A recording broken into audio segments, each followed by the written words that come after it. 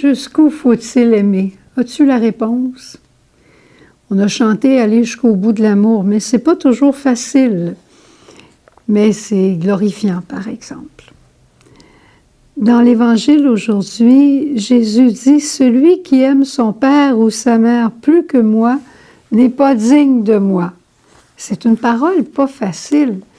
Mais quand la grâce nous est donnée de vivre une parole d'Évangile, moi, je trouve ça extraordinaire. Alors, je te raconte un événement de ma vie qui illustre très, très bien cette parole, mais qui illustre surtout la puissance de Dieu quand il nous demande quelque chose qui nous semble impossible. Hein? Quand tu aimes ton père et ta mère, et quitter ton père et ta mère pour suivre Dieu, c'est pas toujours évident. On est en 1988, alors je suis en convalescence après une chirurgie, et je dois partir dans quelques semaines pour Haïti, pour notre ressourcement communautaire, au nom de Sœur Jeanne, parce qu'elle ne peut pas prendre l'avion à ce moment-là. Alors, et une semaine avant mon départ pour Haïti, voilà que mon père fait une crise cardiaque. C'était pas la première, mais là, le médecin m'a averti, « Suzanne, je ne crois pas qu'il va s'en sortir cette fois ici. » Alors, tu sais comment j'aime mon père. Et là, je me dis, qu'est-ce que je fais? Premier réflexe humain, je ne vais pas en Haïti, puis je reste avec papa. C'était normal. Deuxième réflexe de foi, qu'est-ce que le Seigneur veut? C'est ça qui est la bonne question.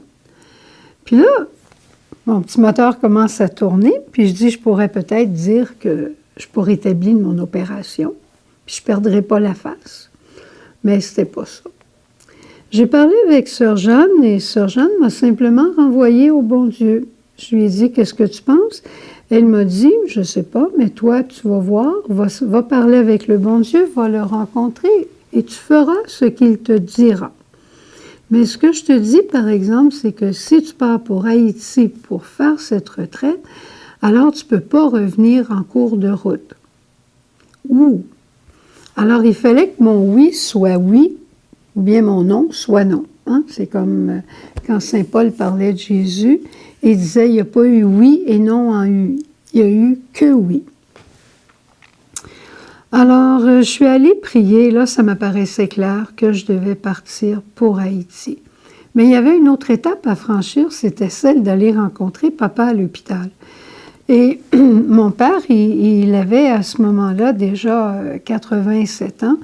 Et même la première fois, quand je suis partie pour Haïti, il pleurait tellement, il avait tellement peur de ne plus me revoir vivante. Alors, surtout parce que lui avançait en âge. Alors, cette fois ici, je me suis dit, c'est les adieux, à coup sûr. Alors, ça va être assez dramatique.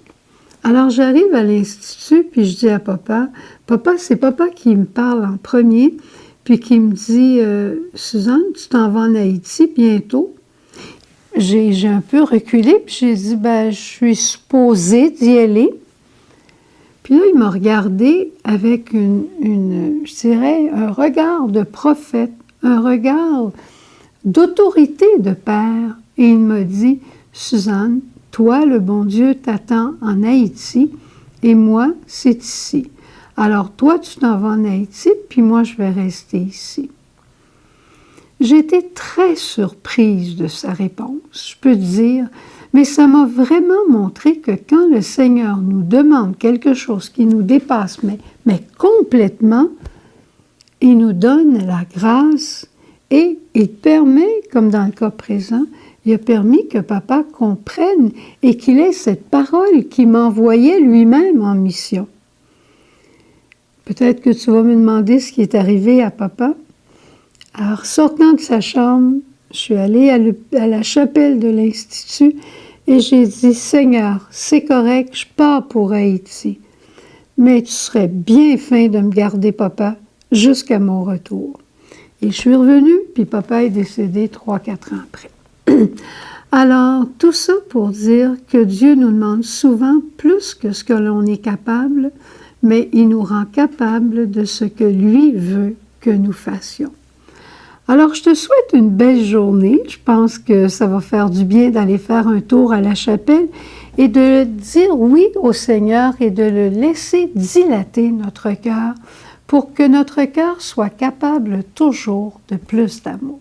Qu'est-ce que tu penses? Ça va faire une journée extraordinaire. Bonne journée, à demain, et tu sais la consigne de YouTube. Si tu as aimé ça, tu pèses sur le petit pouce par en l'air. Au revoir.